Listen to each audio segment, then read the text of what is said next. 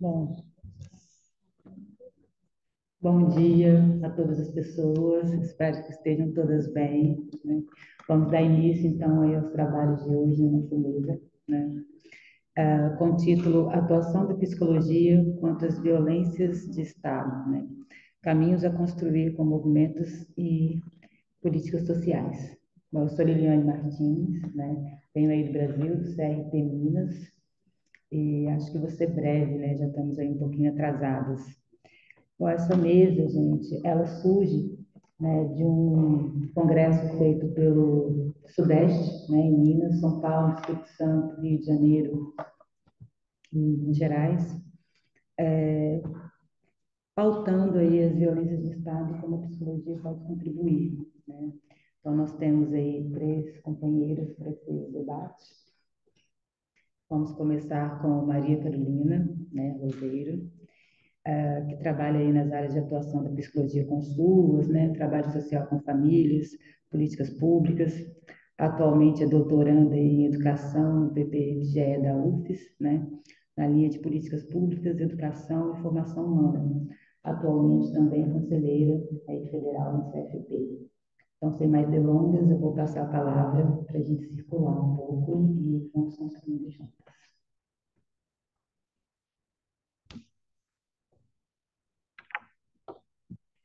Bom dia a todas, a todos presentes. Bom dia também para quem vai nos ver depois.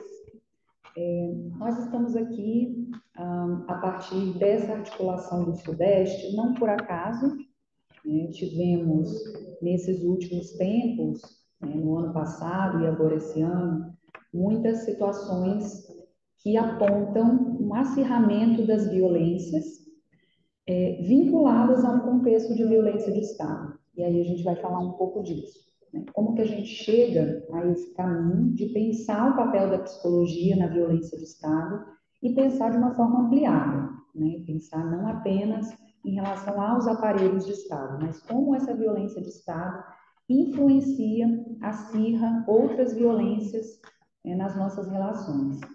Então, não poderia deixar de me apresentar sem indicar que, apesar de estar aqui como conselheira do Conselho Federal de Psicologia, venho do Estado do Espírito Santo.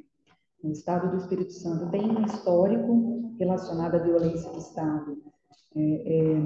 Estive no Conselho Regional de Psicologia durante 2 gestões e, nesse período, tivemos uma greve da Polícia Militar no Estado. Essa greve da polícia durou alguns dias e nesses dias nós tivemos 200 mortos que nunca foram, né, justiçados, né? Nunca, não houve uma investigação, né, para essas mortes, entendeu-se que era uma violência aleatória ou pior ainda, né, que era uma violência localizada em pessoas envolvidas com crimes. Então, por conta disso, seriam mortes que não precisariam ser enlutadas, que não precisariam ser justiçadas, né? Não precisariam passar pelo sistema de justiça para que fosse apurado, né, a causa dessa morte.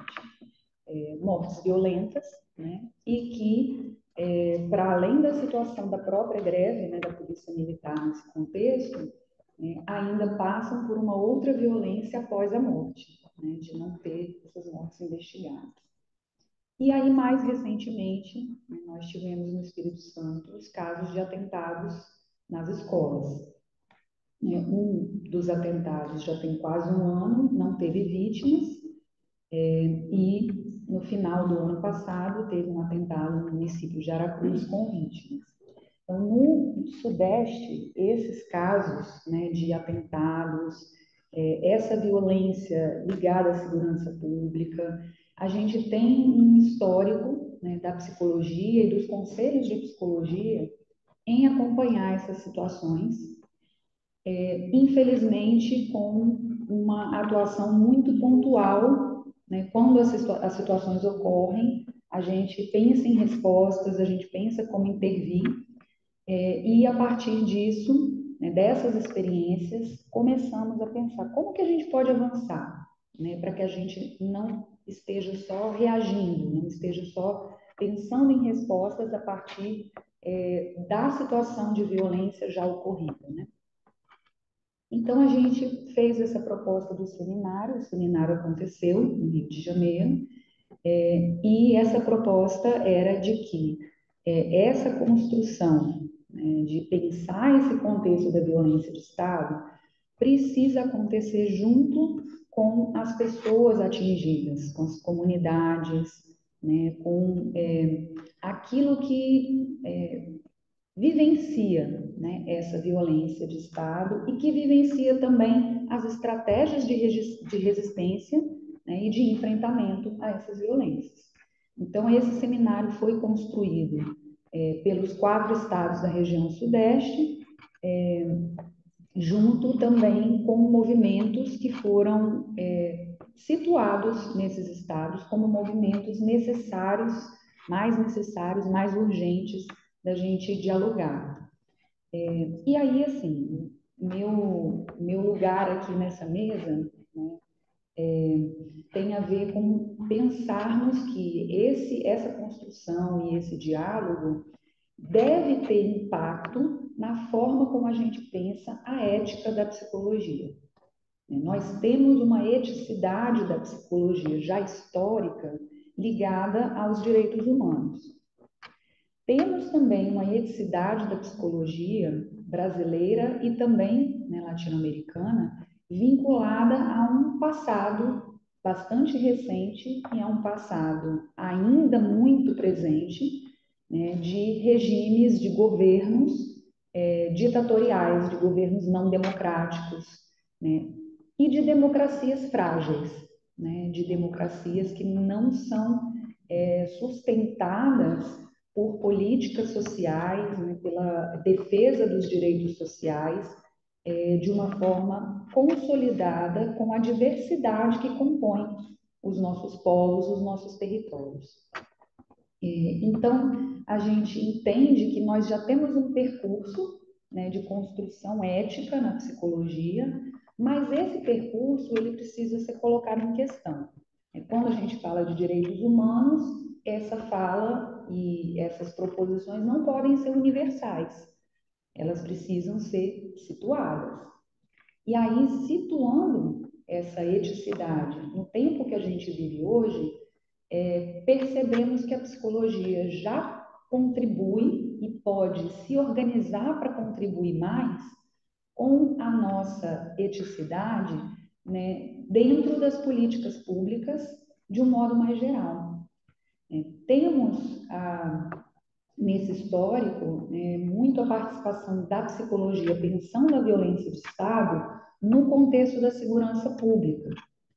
E em um contexto de pensar a segurança pública como violadora de direitos, né, e como uma política pública que precisa ser direcionada pelos direitos humanos para que seja uma outra segurança pública, para que não seja uma segurança pública que é braço da violência de Estado, né, braço armado da violência de Estado. Então, a gente começa a pensar que a gente precisa ampliar esse debate, né, da psicologia como uma resposta à violência de Estado, para além dessa política, né, delimitada na segurança pública, trazendo, então, as nossas experiências com as outras políticas públicas, né? E como essas outras políticas públicas, a nossa atuação nessas outras políticas, como que ela impactou também a escuta da psicologia, né? As clínicas da psicologia são impactadas por essa trajetória nas outras políticas públicas. Temos, então, um acúmulo, um histórico, né, da atuação da psicologia na assistência social, na saúde, como saúde coletiva, como saúde pública, na educação, na cultura. Então, trazendo essas experiências para discutir a violência de Estado, a gente percebe que a gente retorna para o debate de segurança pública. Mas agora, para pensar a segurança pública como uma das políticas sociais, como uma política que tem que deve ter o propósito, né, de sustentar os direitos sociais e de sustentar a ética democrática, e não uma política pública isolada que serve para fazer a repressão, né, daquilo que escapa à ordem, né, de um Estado, um histórico aí que não é só nosso, né, do Brasil, de estados que são estados violentos, que são estados repressores. Esse percurso a gente, né, fez juntas e juntos, né, assim, não só pelo seminário, mas pensando em outras ações, já tentando concluir aqui para passar a palavra, né, uma das ações é justamente essa de, nesse momento, pensarmos melhores respostas para o que estamos vivendo em relação aos atentados nas escolas. Temos outras questões também, mas vou destacar essa, assim, como algo que tenho acompanhado mais e também como algo que está na ordem do dia nessas últimas semanas, né? Então, temos mantido essa mobilização para que a gente possa, além de encontros, além de debates, também pensarmos ações. E aí chegamos, né, nesse seminário a uma carta, que depois acho que a Luciana vai falar mais disso, né, em que a gente aponta esses caminhos, né, para a gente construir essa eticidade democrática de uma forma diversa, né, de uma forma também situada com os movimentos, situada com os territórios daqueles e daquelas que são mais atingidos pela violência de Estado. Vou passar então aqui a palavra para as demais. Agradeço a atenção e estamos aí para depois a gente dialogar um pouco mais.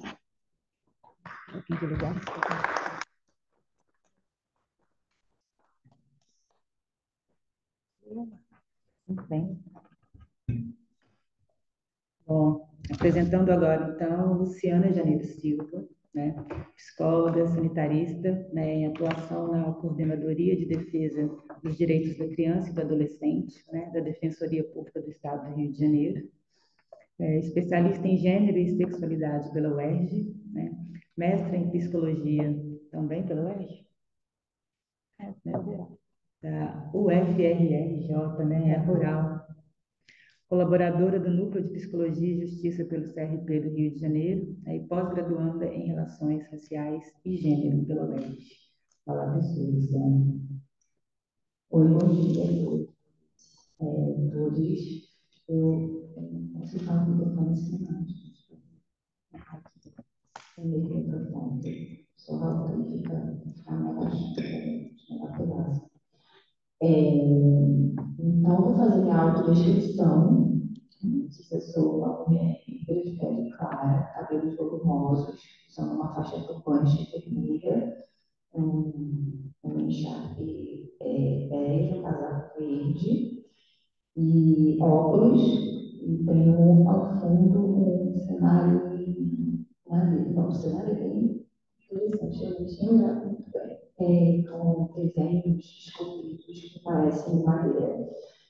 Então, primeiro, agradecer a presença aqui para essa troca e a confiança do Conselho de Psicologia em ter convidado aqui para fazer essa partilha.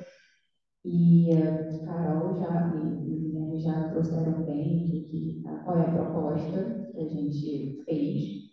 E eu vou dar uma continuidade. A proposta é reverberar o que foi esse seminário de violência do Estado, que foi uma iniciativa, parece que disparou. A proposta era disparar assim, essas discussões das violências do Estado e pensar. E aí eu vou pegar emprestada a fala da Cel, que é a nossa presidenta do Conselho de Psicologia do Rio, né, que ela, na fala de encerramento, ela trouxe que a gente precisa inventar as rotinas da psicologia frente a tantas violações de direitos. E quando a gente fala de direitos humanos, como a Carol também trouxe, esses direitos eles, são diferentes para os humanos. Então, o que que a gente discutiu, e aí eu vou trazer um pouco do que fomos provocadas enquanto psicologia, né, lá na região sudeste do Brasil, para ver como que a gente pode fazer essa troca latino-americana e pensar como tem sido as psicologias que estão sendo produzidas aí por outros na nossa Latinoamérica. Então, a gente tem, e aí trazendo um pouco mais esse cenário da violência estatal, que tem uma lógica aí baseada em alguns pilares, e esses pilares foram discutidos, que provoca, que mantém as violências. Então, a gente tem no Brasil assim, o uso da força de Estado, através dos agentes de Estado, né?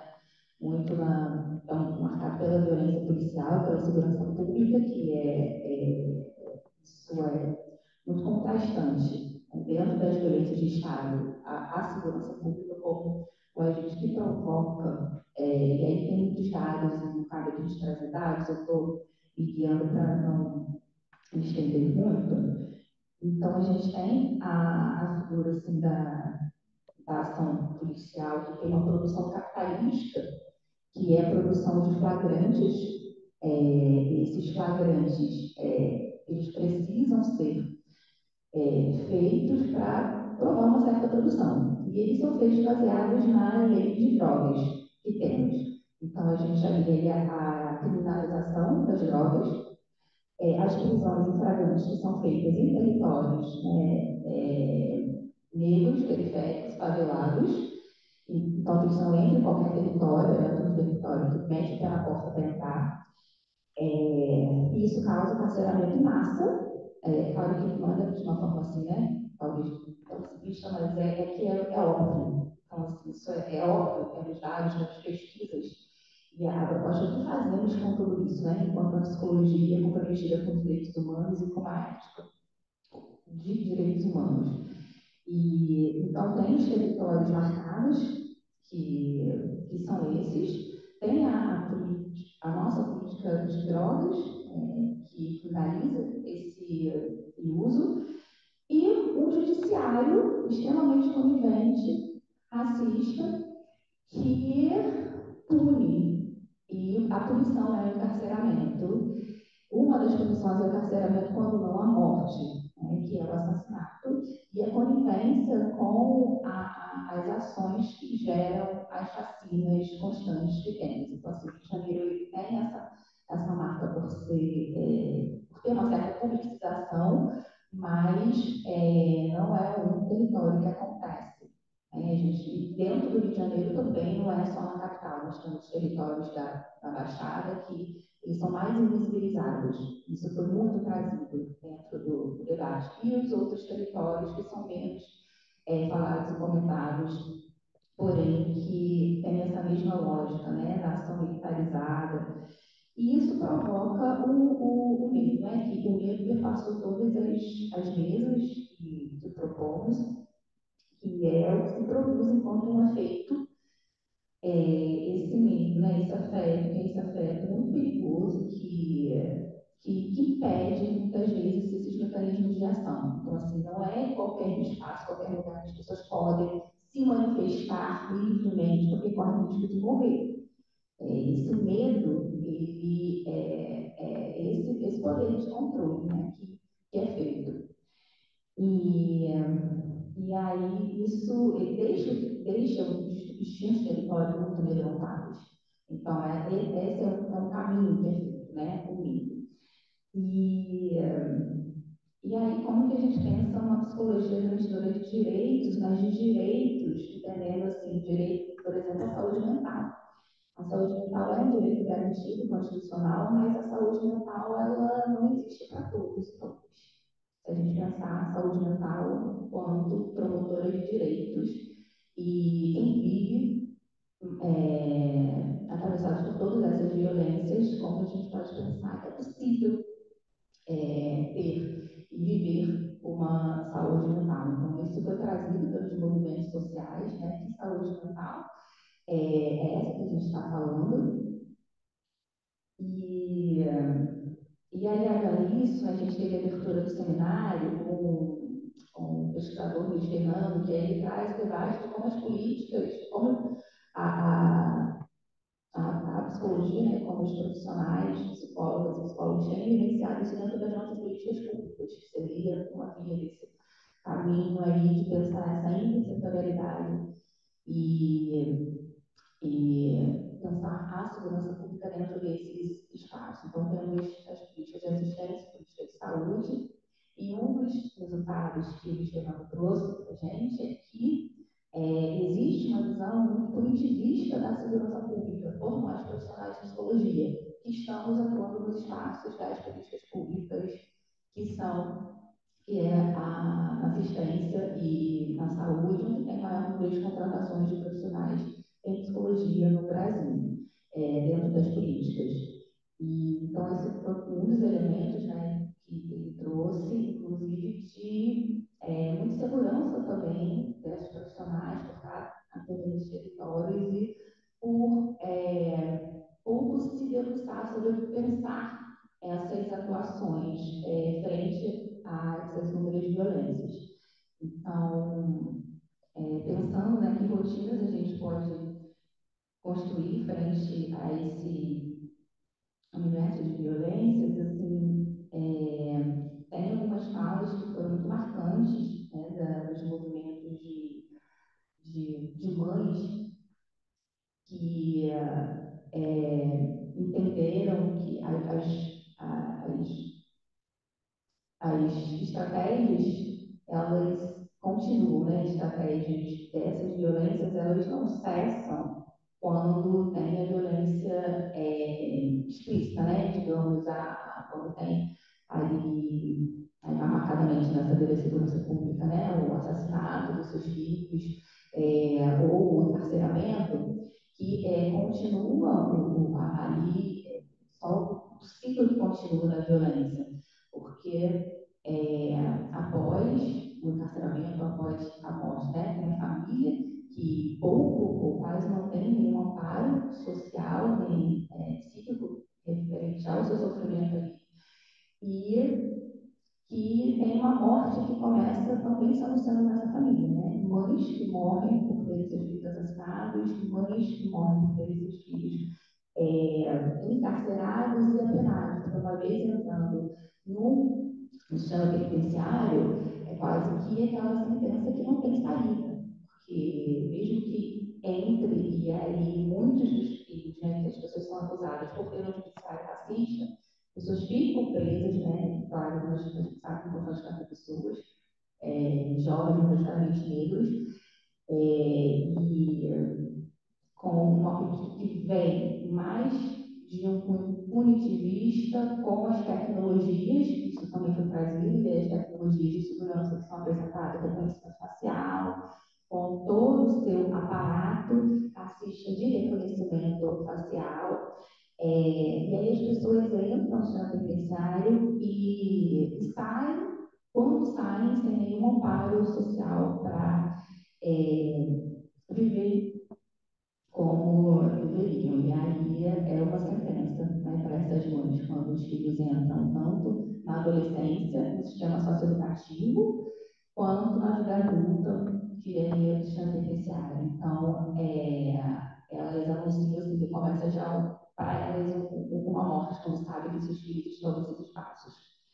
E aí elas trazem que as mulheres, né, as mulheres negras, elas adoecem, porque esse Estado não apresenta nenhuma reparação e nem sinais de mudanças frente a essas violações.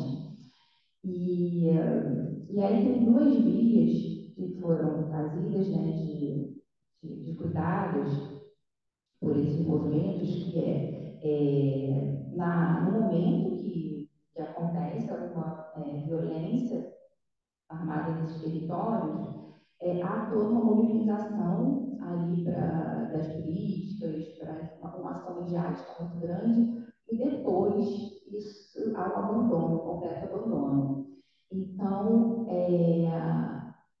o que foi trazido é que essas respostas, elas não existem, né? E uma insegurança quanto à possibilidade de ter uma resposta. E aí, que cuidado a gente pode pensar na perspectiva da atenção psicossocial, que não, a sensação de insegurança, né, ela continua com uma quantidade insuficiente de profissionais, com as políticas públicas que pouco pensam como lidar com a política social de segurança pública e essa falta de diálogo entre as políticas e entre caminhos para pensar respostas sobre isso, sobre enfrentar esse sistema violador de direitos. Bom, e aí tem uma outra fala que foi muito marcante, que é a da medicalização. Né? Isso foi encontrado assim, pelo menos dois grupos de trabalho. E o deles coloca que a medicalização ela entra como estratégia mesmo de lidar com esse sofrimento, e ela entra na via da primeiro, assim, aí entrando na questão das drogas, as drogas assim, consideradas ilícitas por esse mercado que criminaliza, e aí uma política que pune e gera inúmeras violências, violências territoriais, violência armada, os encarceramentos, tanto na adolescência quanto na vida adulta. E as drogas lícitas que vêm pela falta de suporte, de respostas a essas violências, entra as drogas lícitas, a medicalização, né? A extrema medicalização para entorpor esse sofrimento, né?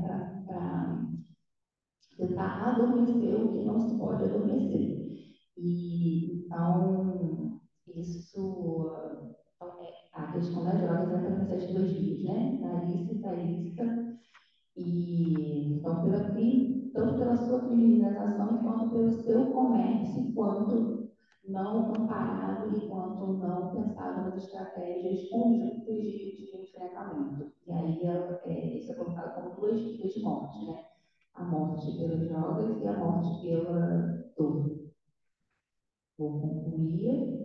Eu tenho uma vergonha de falar no microfone. Aí, quando eu pego, começa a ter uma afinidade, já começa.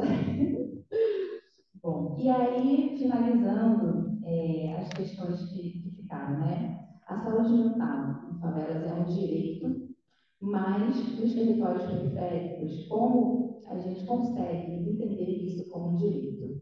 E aí, pensar na segurança pública como um conjunto articulado de ações que vai promover cidadania e garantir os direitos básicos, é preciso que nós, profissionais de psicologia, se posicionem. Que a gente invente as psicologias. Em construir uma forma de saúde mental em que as pessoas hoje são as vítimas fatais dentro desses territórios, as estratégias que chegam, elas não podem ser apenas para acolher momentaneamente. Pensar saúde mental como promoção social, que os sujeitos possam acessar bens materiais, educacionais, culturais, enriquecendo socialmente. O cuidado, hoje, ele é fragmentado, pouco entendido como esse cuidado de território que tem a cultura e as ações articuladas. E aí, isso já é mais uma proposta aí que eu trago assim, para a gente já tentar caminhos, né? De onde está essa psicologia? Ela está nos espaços de luta, está nas manifestações, está nas audiências públicas. Que nível de cuidado que a gente pode pensar, trazendo esse cuidado mais patético, né? De um cuidado mais longo, descolado dos sets de psicologia, que não precisa esperar o atendimento chegar. Que esse atendimento ele tem um fazer clínico que ele transpõe as quatro paredes, seja do consultório, seja das instituições. No único dia tem uma frase interessante que ele traz assim, né, que a psicoterapia ela não é bom para todo mundo e nem para todos. Mas hoje a gente já está muito na psicologia social, né, compromisso na estratégia de psicologias, mas a gente parece que ainda apresenta mais essa metodologia quando a gente lida com as ditas violências hoje, né, que é o atendimento mais individual, o atendimento isso foi trazido muito pelo grupo das mães.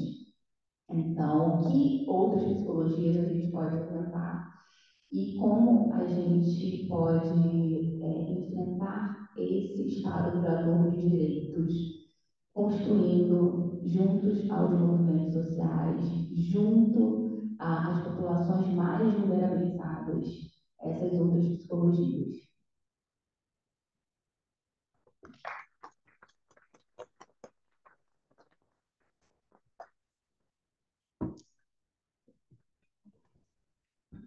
Bom, dando sequência, né? Agora nós vamos ouvir Marta Eliane de Lima, psicóloga e saúde conselheira por São Paulo, né? Especialista em psicologia jurídica, coordenadora da Câmara de Mediação e membro das comissões de Direitos Humanos e Ética do Conselho Regional de São Paulo. Atua como psicóloga no Sistema Prisional Paulista desde 2013, tendo como áreas de atuação parceiramento feminino, violência sexual e referências técnicas em políticas públicas para a diversidade, ética e direitos humanos. Também é docente da Escola de Administração Penitenciária. A palavra é sua, Marta. Gente, bom dia a todas as pessoas.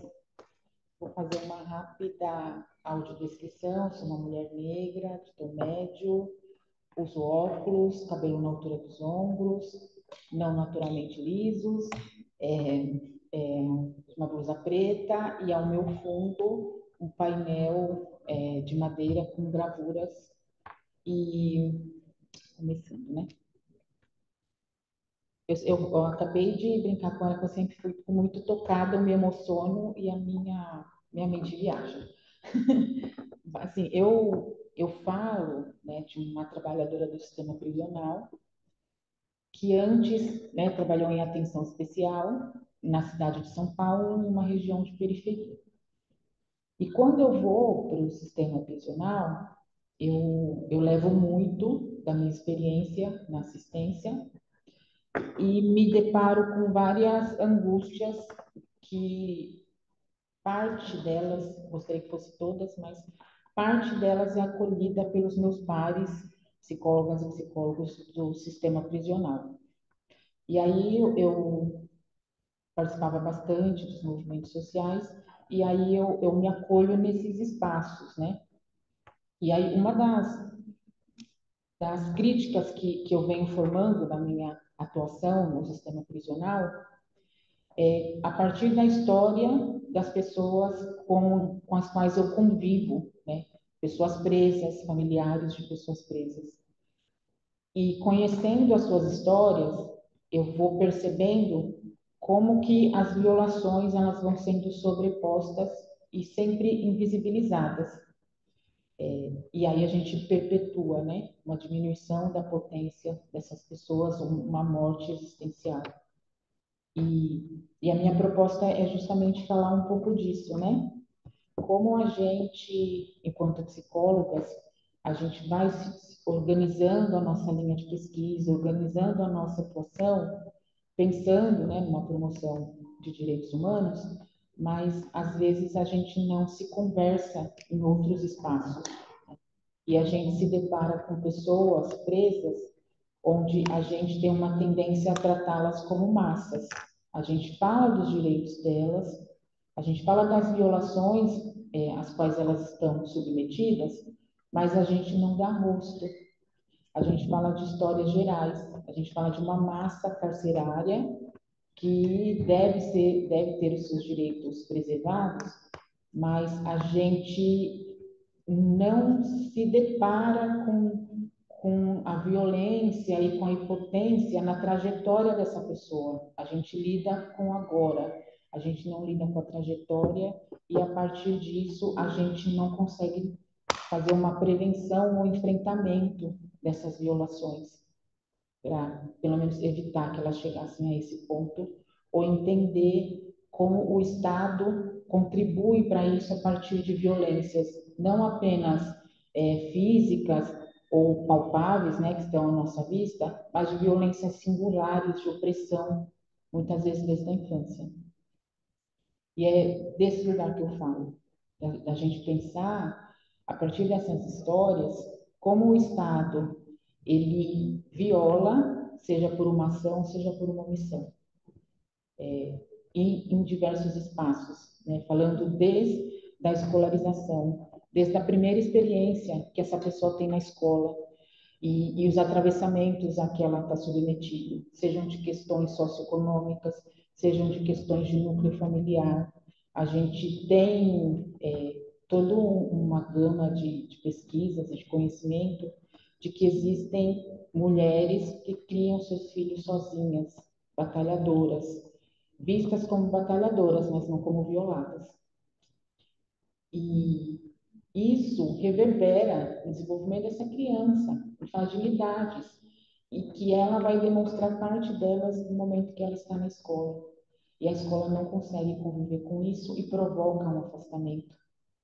A gente tem outras questões que atualmente são bem atuais, né? Como crianças que têm questões neurológicas ou psiquiátricas, e que a escola provoca o afastamento por não saber lidar com aquela situação. E esse afastamento, ele tem consequências, porque vão se sobrepondo às violações.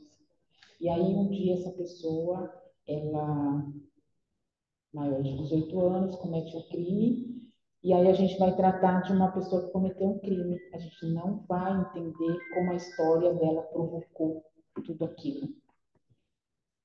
Porque a gente parte de uma teoria, né? A gente não parte de uma prática, de um olhar detalhado sobre isso, que não se repete em uma ou duas pessoas, mas em um volume quantitativo suficiente que mostra que a gente tem que olhar para isso.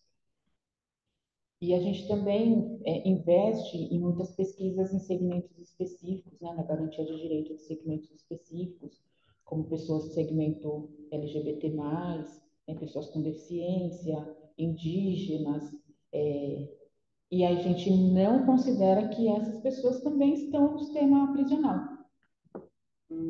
E, de novo, né, a gente conhece as violências do Estado em relação a esses segmentos, a gente conhece, né, todo um delineamento histórico que provoca que pessoas do segmento trans fiquem em situação de rua, tenham a prostituição como recurso financeiro de subsistência, né, tenham seus direitos violados, mas a gente não articula que quando essas pessoas vão presas, né, a gente compactou com alguma falha de Estado para que elas cheguem nesse lugar.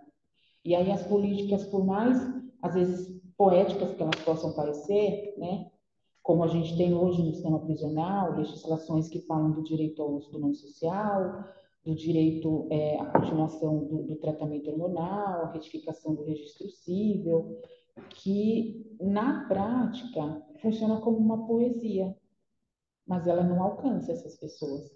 Porque eu vou buscar, né, o Estado vai buscar as brechas para que esse direito não seja alcançado. E existem várias brechas.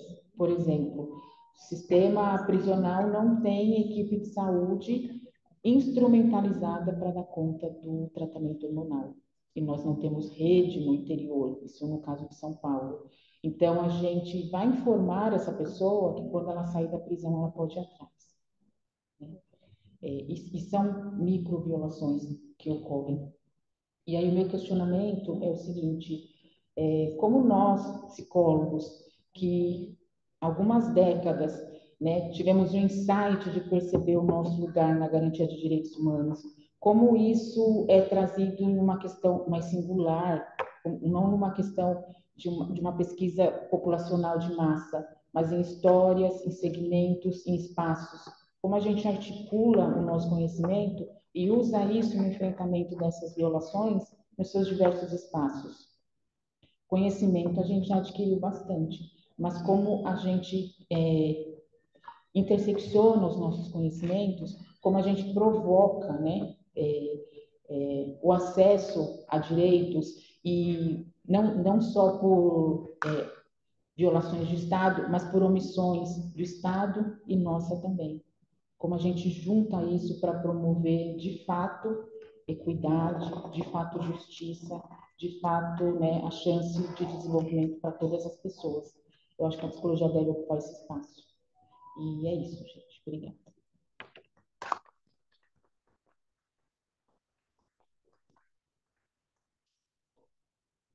Bom, antes de tudo, gostaria de agradecer, né, vocês três e falar que a gente ainda tem um tempinho aí para contribuições, para perguntas. E vou passar, porque nós estamos com o tempo apertado, a gente tem outra mesa já já, né? Carol? Quer trocar de lugar? Sim. Carol tem algo a acrescentar, e aí vocês já vão se organizando, tá bom?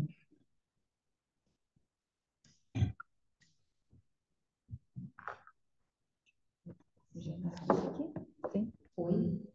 Tá bom. Como disse, estou aqui pelo Conselho Federal de Psicologia, né? Não estou pelo Conselho do Espírito Santo, mas nós fizemos as nossas falas aqui nessa mesa muito voltadas para um contexto urbano, né? Principalmente dos grandes centros no Sudeste, e isso tem a ver com alguns dos eixos que a gente trabalhou nessa mobilização, né? Que a gente veio compartilhar aqui hoje. Então, entre esses eixos, né, estava segurança pública, guerra às drogas, né, e antiproibicionismo, violências de gênero, a questão racial também, mas tinha um outro eixo que nós começamos a debater nesse seminário e que a gente espera ampliar, que tem a ver com contextos de violência de Estado, assim, que aproximam algumas questões do Estado do Espírito Santo e do Estado de Minas Gerais, né? Também tem impactos para assim, todos os territórios, mas em especial para o Espírito Santo e para Minas Gerais, que é o contexto das violências territoriais relacionadas aos territórios, né, ao ambiente, né? Então, a gente tem a questão dos atingidos por barragens no Espírito Santo e Minas Gerais, né? Isso foi debatido lá no seminário, mas também antes disso a gente já vinha, principalmente o Conselho de Minas Gerais, né, vinha fazendo um trabalho com o movimento de atingidos por barragens e com outras mobilizações nas políticas públicas como resposta e mitigação desses impactos aí das barragens.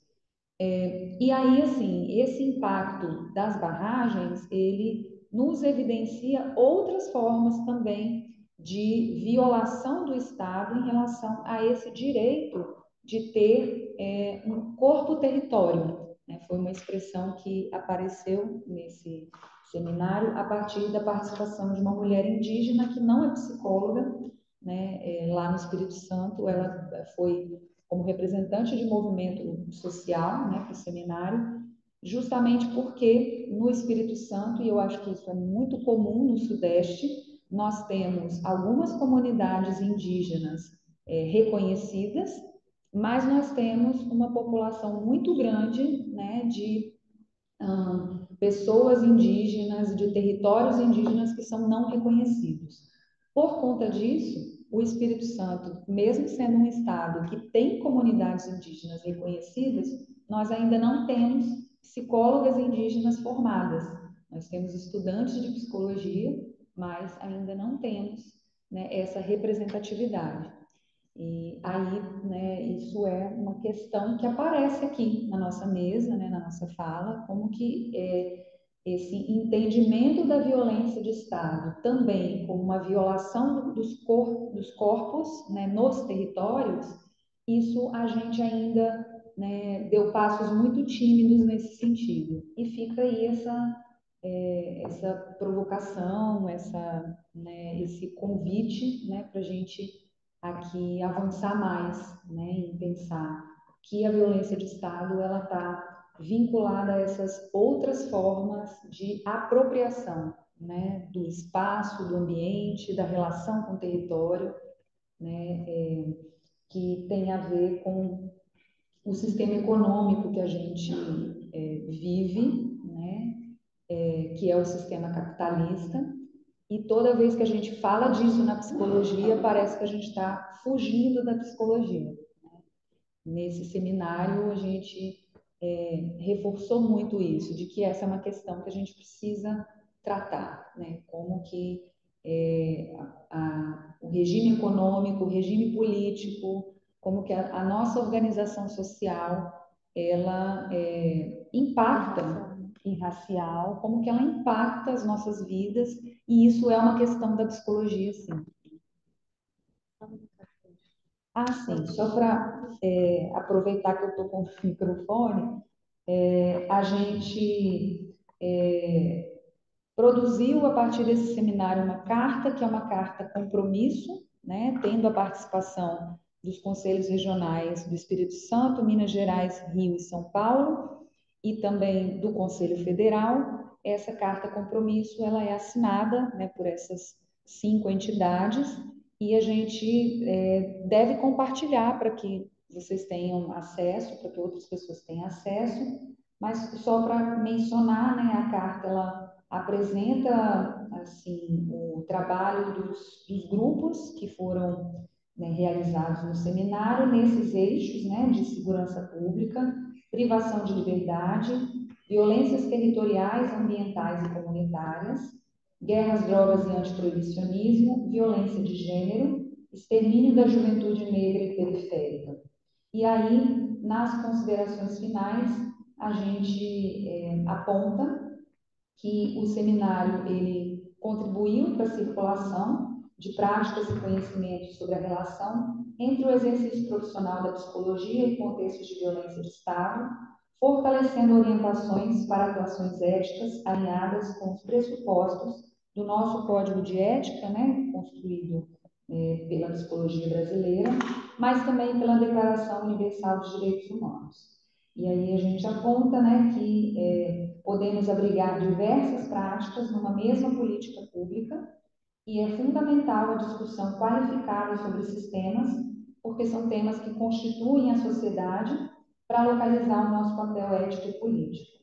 Então, a partir dessas realidades do Rio de Janeiro, Minas Gerais, Espírito Santo e São Paulo, evidencia-se que, apesar de diferentes práticas, há uma orientação política de Estado que ainda utiliza seu aparato para violentar populações inteiras, tornando presente um modo de operar que é estruturado pelo racismo e também pelas outras formas aqui de opressão, né, aos corpos territórios, como a gente, né, reforçou lá no grupo de violências territoriais.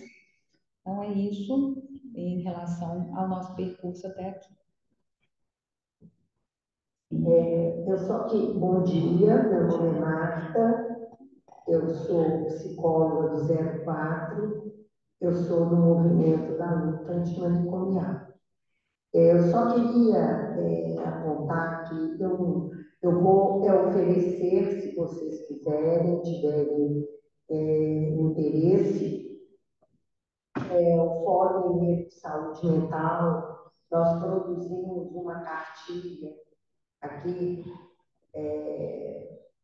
para os usuários em uso de drogas, para quando eles forem abordados pela polícia, como eles podem agir. Uma sugestão. Então, quem tiver interesse, pode pegar aqui, né? Depois pode fazer contato com o fórum, talvez pelo Conselho de Psicologia, porque ele tem a edição dele online, né? As pessoas podem imprimir para oferecer para os usuários, né? Dos serviços, pessoal que trabalha com pessoas em situação de rua. E de tudo que vocês disseram, uma coisa fica para mim. Ficou muito evidente que a segurança pública, por estrutura, ela deveria ser uma política intersetorial, por orientação de governo. Não basta que os trabalhadores já fazem isso, lutam por isso no seu cotidiano de trabalho, mas isso não é uma diretriz política do governo. E mesmo que seja, ainda tem as autonomias estaduais, municipais das prefeituras, não é assim? Mas o governo pode ser um indutor da construção de uma política que não existe no Brasil, como diz uma amiga nossa, essa coisa intersetorial é só discurso, porque não tem uma diretriz política efetiva de como ela deve ocorrer. Ela fica como sugestões, né? Então, era isso. Eu gostei dos relatos aqui trazidos, as pontuações, o que vocês, assim, essa identificação, né, daquilo que acontece lá no cotidiano. Agora, esse enfrentamento, ele, vocês também já apontaram, passa por muitas articulações políticas, de movimentos, com outras categorias, e até uma pressão no governo para que as políticas sejam, essa política especial, vocês recortaram, que seja intersetorial. Era isso só. E fica aqui, tá? Temos também uma outra cartilha, que é a Tanta Vida Lá Fora. Mas essa aqui, né, do movimento social com apoio do CRP. Aí a gente está aqui, quem quiser um quadrinhos, tá? Quadrinhos. Muito obrigada, Marta. Bom, gente, uma coisa que ficou muito evidente, né, na fala de vocês três, é a questão dos direitos humanos, né, e quanto que isso deveria estar mais linkado à questão da violência do Estado, né? Quando a gente se pergunta direitos humanos para que humanos, né?